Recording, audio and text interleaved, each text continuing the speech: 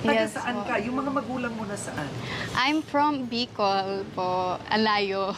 Yung mom ko po, single mom na lang siya kasi nawala rin yung dad ko, 4 years old pa lang po ako. So, tas 5 po kami magkakapatid. Nawala, namatay? Namatay po, opo, nung 4 years old pa lang po ako. Tas 5 po kami magkakapatid. Siguro yung pinaka-struggle namin is, yun nga po, kasi single mom si mama, tas hindi na siya po nakapagtrabaho. Kasi parang before, nung buhay pa si papa, hindi siya pinag-work. Eh pag ganun po pala, parang mahihirapan na siya mag-apply kasi nga sa work experience, nag-lack siya. So, hindi na po siya nakahanap talaga ng regular work ever since.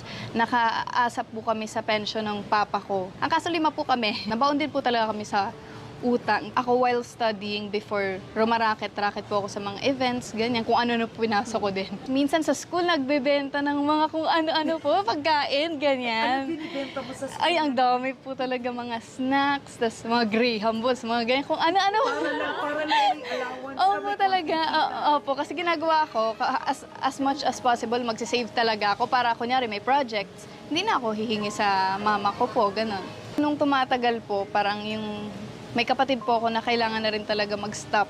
Kasi talagang walang-wala na rin po talaga kami. Hirap na po talaga si mama. Tapos nakakasad na yung bahay mo. Parang unti-unti mong makikitang nabubulok na.